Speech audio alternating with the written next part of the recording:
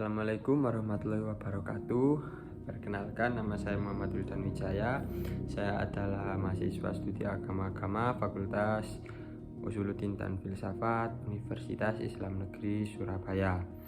Pada kesempatan kali ini, saya akan membagikan hasil terkait studi kasus yang dahulu pernah saya lakukan terkait fenomena podcast yang kontroversial antara konten kreator ternama dengan sesosok dai muslim yang kontroversial dikarenakan komentarnya terhadap isu antara Israel dan Palestina yang saat itu sedang memanas, dan fenomena tersebut akan saya kaji menggunakan teori konflik yang dicetuskan oleh Karl Marx.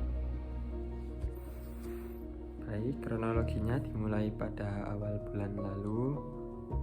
bulan November, lebih tepatnya pada tanggal 7 November tahun 2023. Pada tanggal itu, channel YouTube Deddy Corbuzier sekaligus Pak Deddy Corbuzier ini menjadi host dari podcast yang dikatakan terkenal tersebut. Beliau mengundang satu narasumber dari sosok kalangan dai muslim. Nah, narasumber ini adalah Buya Arazi. Nah, tidak butuh waktu yang lama, alhasil podcast yang diupload pada tanggal 7 tadi per tanggal 12-nya, jadi hanya dibutuhkan 5 hari untuk dia mencapai lebih dari 3 juta viewer. Bagaimana tidak, isi dari obrolan tersebut ialah komentar-komentar yang menimbulkan para intelektual muslim, baik dari kalangan pemuda maupun usia menengah maupun yang dikategorikan sudah sepuh, itu ikut berkomentar dan mengkritik apa yang telah dijelaskan atau apa yang telah dikatakan Buya Arazi dalam podcast Corbuzier. Alasan saya menggunakan teori konflik dari Marx untuk membedah kasus atau fenomena podcast ini adalah disebabkan menurut saya teori konflik itu bisa digunakan untuk menelaah fenomena seperti ini. Meskipun saya mengetahui pada zaman dahulu Marx itu memutuskan teori ini dikarenakan dia ingin menghilangkan kelas-kelas sosial antara kaum proletar dengan kaum borjuis. Jadi yang menjadikan adanya ketimpangan sosial atau kelas-kelas sosial itu pemikiran yang ada pada zaman dahulu. Pemikiran kaum proletar ini pemikiran bos atau lebih suka nyuruh-nyuruh ya. Kalau pemikiran yang kaum borjuis ini kan pemikiran kaum bisa dibilang kelas pekerja. Jadi dia bisa hidup jika bergantung atau bekerja kepada kaum proletar ini. Jadi pemikiran tersebut bisa saja menimbulkan konflik menurut Marx. Makanya dia ingin dengan teori yang dia munculkan itu, dia mempunyai keinginan akan adanya kelas-kelas sosial ini menjadi hilang. Jadi dari teori konflik itu ada tujuannya pasti. Jika dibawa menuju konten saya ini, fenomena terkait podcast yang terkenal ini, tentu saja perbedaan pendapat antara Buya Arazi dengan mayoritas pemikir pada umumnya bisa menimbulkan konflik. Jadi kita akan bedah satu persatu pemikiran, satu persatu makna dari perkataan-perkataan yang akan disajikan selanjutnya. Tujuan dari studi ini adalah mencoba memaknai pertikaian yang ada antara Buya Arazi dengan khalayak intelektual muslim lainnya menggunakan sudut pandang yang lebih luas supaya tercapai kedamaian dan tidak lebih lanjut memperkeruh suasana tentang pertikaian yang ada ini. Jadi tentu saja seperti yang telah saya sampaikan pada awal tadi, pertikaian terkait antara Buya Arazi dengan intelektual muslim lainnya ini tak lain ialah dikarenakan karena perbedaan pendapat tentang bagaimana memaknai arti kemanusiaan tersendiri. Karena konteks pada kali ini ialah peperangan yang terjadi antara pihak Israel dengan Hamas. Banyak sekali intelektual muslim yang tidak setuju dengan kata-kata yang telah diucapkan oleh Buya Arazi ini. banyak sekali, mulai dari pemuda seperti Hussein, terus ada lagi Haikal Haras, ada lagi Guru Gembul, terus antara lain ada lagi juga Felix Xiao, dan yang terakhir yang paling menonjol adalah Habib Rizik. Dan saya akan mengangkat 2 tokoh saja, yaitu Felix Xiao dan juga Habib Rizik. Jadi pada podcast Deddy Corbuzier dengan Buya Arazi yang berdurasi 1 jam 7 menit dan 3 detik tersebut ialah mengandung pengulang-ulangan informasi terkait penyalahgunaan donasi yang disampaikan dari pihak Indonesia. Pihak Indonesia itu memberikan donasi ke lembaga atau ke Hamas. Nah, Buya Arazi ini malah mengatakan bahwa kalian itu loh, kenapa kok donasi? Orang kalau kalian donasi loh belum tentu bisa sampai kepada pihak yang akan kalian sumbang itu, kepada Palestina. Susah untuk masuk ke sana, itu masuk ke Gaza. Nah, kemudian ada lagi, beliau juga mengatakan, menambahi begini, meskipun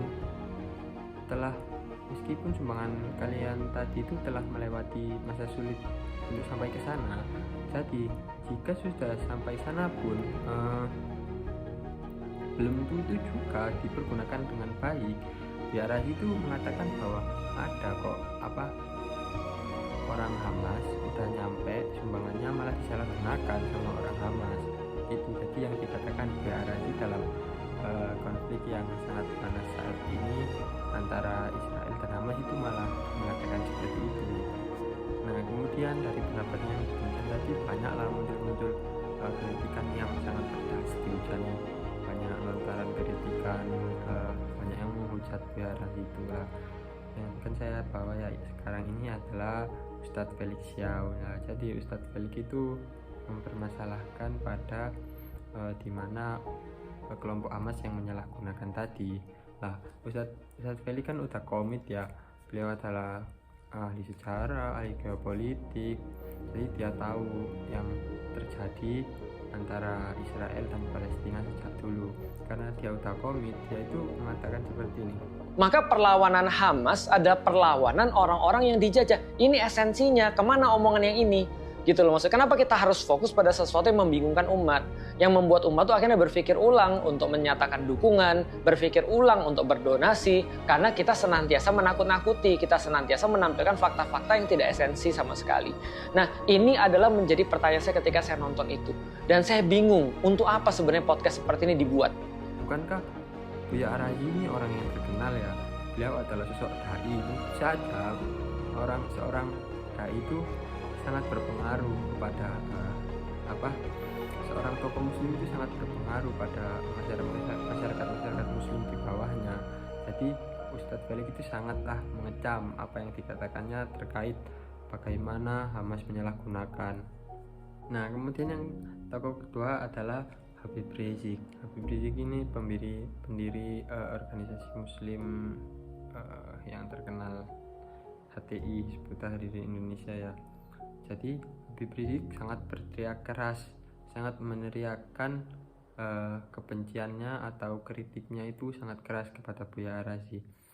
Nah, berbeda dengan Ustadz Felix tadi, Ustadz Felix kan mempermasalahkan pada bagaimana Hamas itu menyalahgunakan, tetapi Habib Rizik ini mengkritik pada yang sebelumnya, yaitu kenapa kalian donasi, padahal donasi untuk sampai ke sana itu sulit, belum tentu sampai sana lah. Habib Rizik itu mengkritikan HTI udah sangat besar ya.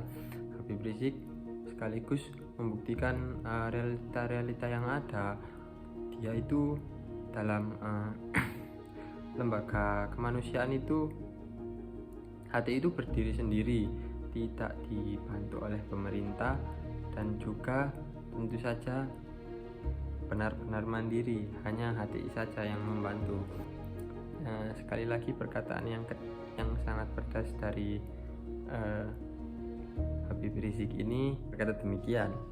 Saling bantu, bisa bantu, nggak bisa bantu apapun, masih bisa berdoa kita. Nggak mau doa, diam, tutup mulut, jangan bicara tentang Palestina kalau Anda nggak paham ya ikhwan.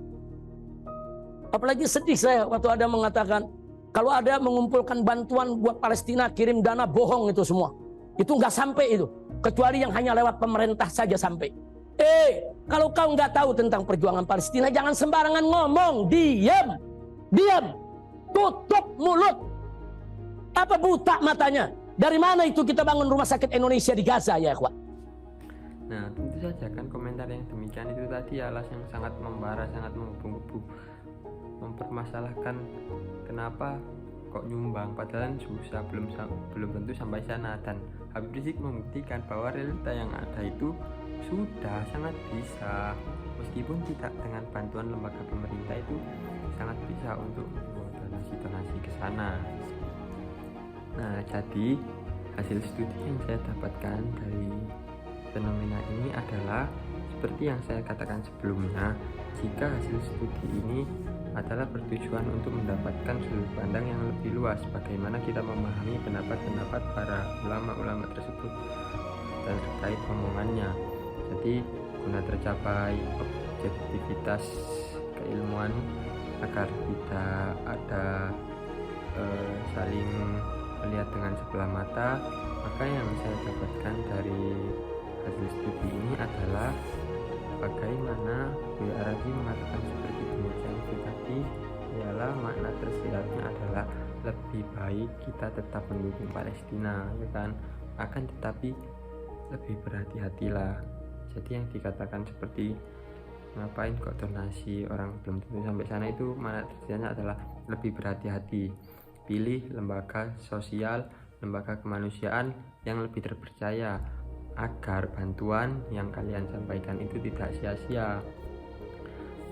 Lalu tanggapan-tanggapan seperti dari Habib Rizik, dari saudara-saudara muslim lainnya seperti Ustadz Felix, Haikal Haras itu sekaligus menjadi pembenar, penegas agar juga tetap mendukung Palestina, ya kan, tetap mendukung. Jadi tanggapan-tanggapan tadi itu tujuannya tetap mendukung, dan yang dimaksud Buya Arazi ini tadi bukanlah untuk mengendori, tapi kita harus berpikiran lebih luas. Yang dimaksud adalah agar kalian lebih berhati-hati dalam mendukung perjuangan Palestina, agar lebih berkomitmen, dan dari Ustadz Felix dan juga Habib Rizik ialah agar kita tetap berpegang teguh pada komitmen tentang mendukung Palestina, mendukung sisi kemanusiaan. Jadi intinya terlepas dari banyaknya perdebatan itu tadi, kita harus tetap mendukung sisi kemanusiaan, kita harus tetap mendukung bagaimana negara itu bisa merdeka, supaya kita juga satu tujuan dengan pembukaan UUD yang mengatakan, yang berpendapat bahwa segala penjajahan harus dimusnahkan dari atas dunia karena tidak sejalan dengan peri kemanusiaan dan peri keadilan. Jadi cukup jelas teori konflik dapat membedah fenomena seperti ini, mulai dari perbedaan pendapat yang ada, kemudian ada dari perbedaan tersebut bisa timbul konflik, kemudian konflik tersebut, dari teori konflik tersebut bisa buahkan hasil, yaitu agar lebih berpikiran lebih luas tadi adalah hasilnya. Jadi mungkin hanya itu saja yang dapat saya sampaikan. Selebihnya jika terdapat banyak kekurangan ataupun banyak kesalahan dalam penyampaian video, dalam perkataan ataupun dalam materi yang saya sajikan, saya ingin meminta maaf sebanyak-banyaknya. Sekian dari saya. Wassalamualaikum warahmatullahi wabarakatuh.